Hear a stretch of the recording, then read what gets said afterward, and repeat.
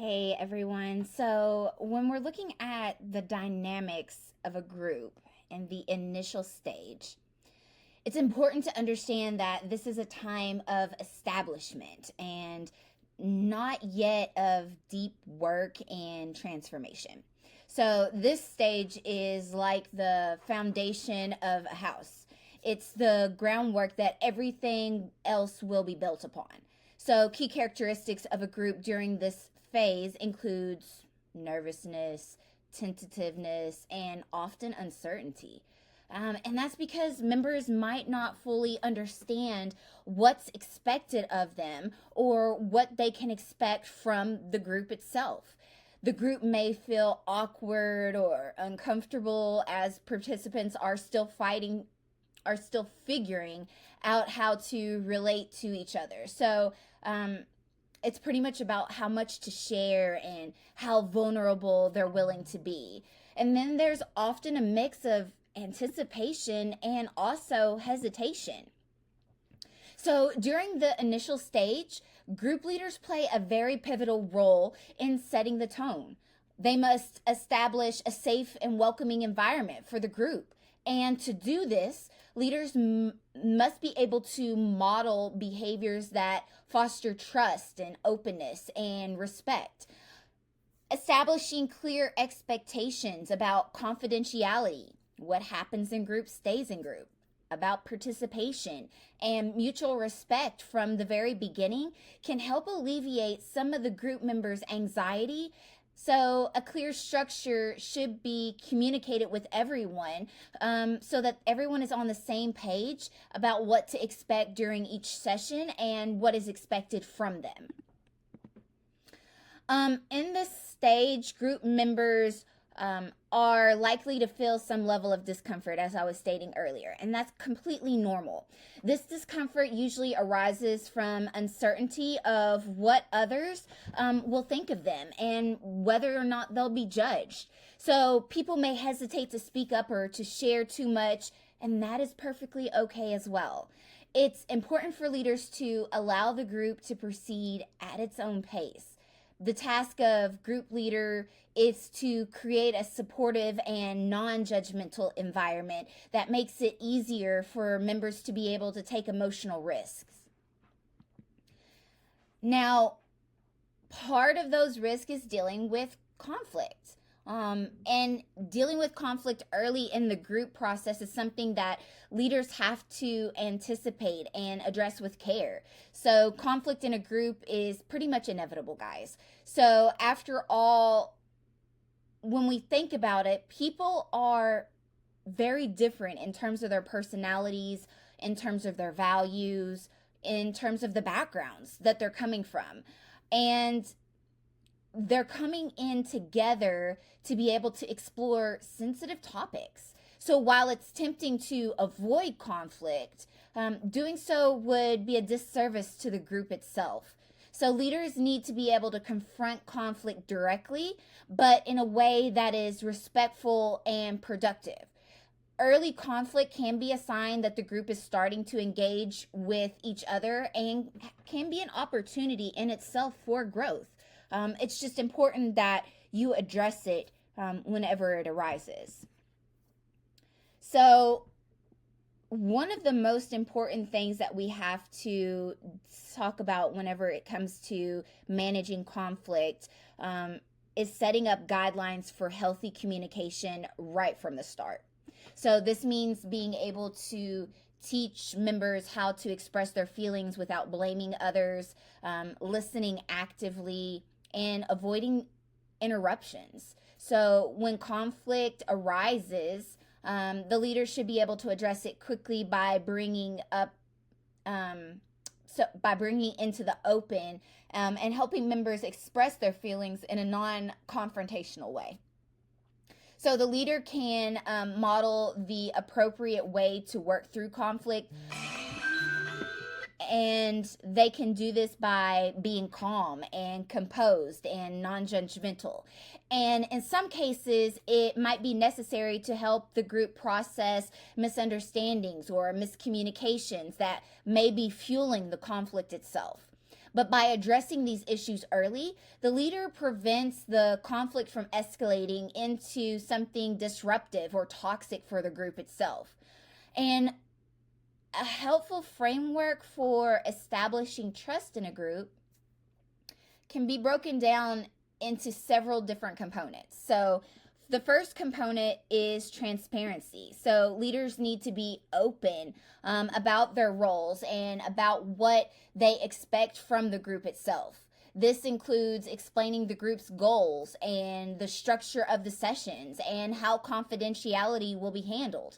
Leaders should be open to sharing their own feelings and experiences through, well, though without dominating the conversation. So whenever you're sharing your stuff, it needs to be for the benefit of the group and not for the benefit of yourself. So this, whenever you're doing it without dominating the conversation, it's able to be used as an encouragement to members to share more openly. The next component would be consistency. So trust is built when members know that they can rely on the group leader to be consistent in their actions and in their responses and the way they handle the group dynamics. So a predictable, reliable leader usually helps to create an environment where members feel more comfortable participating and taking emotional risk. And then we have the next key component, which is also an important aspect of trust building, and that's vulnerability. So leaders should be able to create a space that feels safe enough where it's okay to express feelings, to share personal experiences, and to just be honest. However, this has to be done gradually. So, and also with respect to each member's pacing. So the group should be a place where members can show up as their true selves, no judgment, without any fear of rejection. And from that, they should be able to, or whenever you're trying to build this particular kind of trust, the leaders themselves have to be able to foster a non-judgmental atmosphere that encourages open communication and mutual respect. So, one thing that I would like to add to that is that members need to understand that trust is not something that is built overnight. It is a process that takes time and intentional effort. Trust develops over time as members see that they can rely on one another and the leader. And part of the group leader's role is to support this process and to gently guide the group through it, ensuring that everyone feels heard and valued. So moving on, next we're going to talk about setting personal goals. So helping members define personal goals for their group participation is another crucial task during the initial stage. So setting clear personal goals can give members a sense of purpose and direction in the group. Without goals, members may feel adrift, like they're drifting aimlessly, unsure of what they hope to gain from the experience itself. So group leaders can guide this process by asking each member to reflect on what they want to achieve during group. And these goals might range from increasing self-awareness to developing coping strategies or building social connections. By encouraging members to articulate their goals, leaders ensure that each individual has a stake in the group's success. It's also helpful for a leader to create an atmosphere where these goals can evolve over time. So as the group itself progresses, and as members experience breakthroughs and face challenges, their goals may shift, and that's okay. The leader can facilitate this by regularly checking in with members and inviting them to reflect on their actual progress and how they're doing with their goals. And the group itself should also play a role in helping each other reach their goals by offering feedback and support and encouragement. So, another thing that we need to talk about during this initial stage is the therapeutic factors. So, therapeutic factors are another element to group effectiveness, especially during that initial stage. Um, these are processes within the group that promote healing and growth. So, one of the primary therapeutic factors is universality. Um, and what universality is the realization that others share similar struggles and feelings. So when a group member hears someone else express something that they felt but couldn't articulate, it creates a sense of connection and belonging. So this factor helps to reduce feelings of isolation and increases members' willingness to engage. Another important therapeutic factor is altruism, and that is the act of helping others in groups. So, when members share their wisdom or offer support to others, it boosts their own sense of self worth and gives the group a sense of solidarity. And altruism also helps to break down barriers between individuals, fostering a sense of unity and mutual support. And then you have the installation of hope. And that is when group members come into the process, they have doubts about their ability to change. But as they begin to hear stories of progress from others, they begin to believe that change is possible for them as well. And this sense of hope motivates them to stay engaged and to do the hard work of self-improvement. Some other therapeutic factors that's important to know is imparting information, catharsis, and corrective recapitulation of the primary family group. So that is where members process past family dynamics within the group context. So each of these factors contributes to group effectiveness in its own way, and over time, the group's collective work creates an environment where personal growth is more easily facilitated.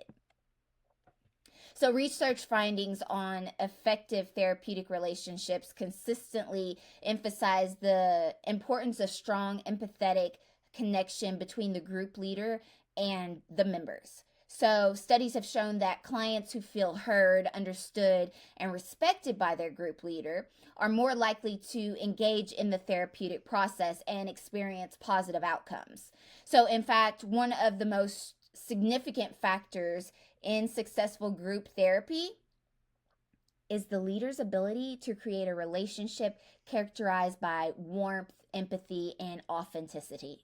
So, how good are you at being yourself, at being warm and empathetic? This relationship forms the foundation for trust and connection that is essential for the group itself to work. So, moving right along, and getting the most out of group experiences involves active participation, open communication, and openness from growth. To maximize the benefits, members have to be willing to share openly about their feelings and challenges and experiences. And they should also actively listen to others and offer support and feedback when appropriate.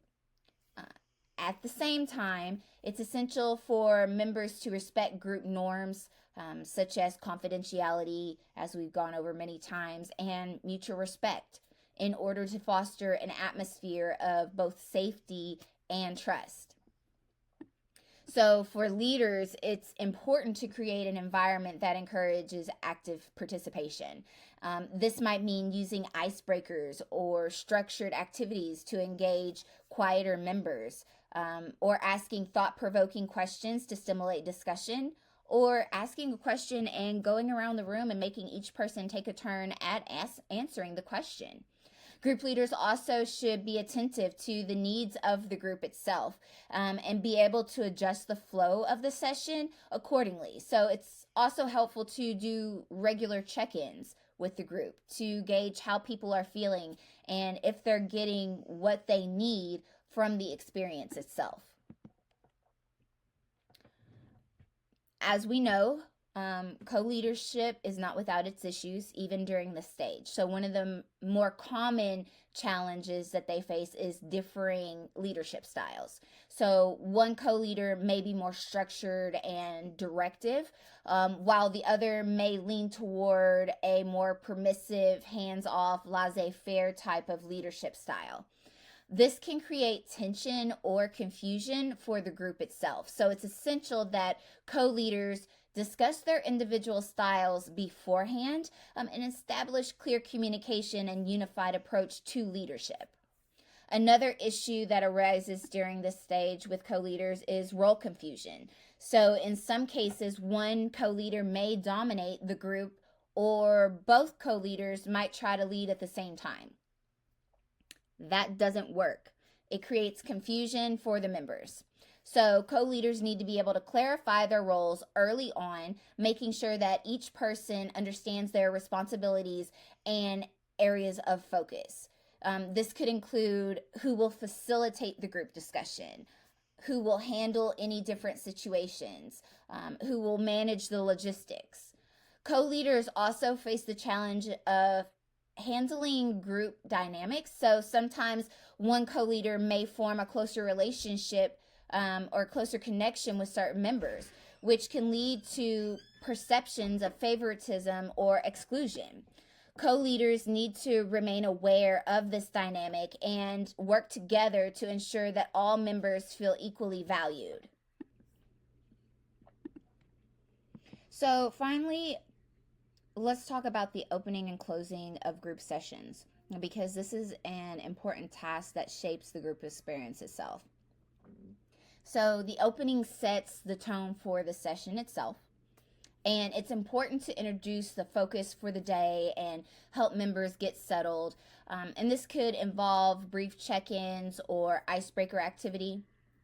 And then the closing, on the other hand, should provide a sense of closure, allowing members to reflect on what they've learned and how they'll apply it. Leaders might ask members to share one takeaway or one goal for the upcoming week. And the closing is also about time to reaffirm confidentiality and remind members that the next session is coming up and what the date is. So overall, that is not presented by them, but overall we have taken a look at, the opening sessions, about the co-leadership issues, about how to manage the group experience itself. And overall, it's really about showing up as the most authentic version of yourself. Like, yes, it matters how you open and close, in terms of doing icebreakers or doing a check-in, like, how are y'all doing? Give me two. One of my favorite ones to open group is give me 2 good things and 1 bad thing that's happened to you in the last 7 days. But what these things do is allow your group to feel safe and to feel like that they have this space that they can come to where they can finally be themselves and finally discuss what's on their mind, and be able to get help processing it. So if you have any questions, feel free to reach out to me. Otherwise, I will see you in the next lesson.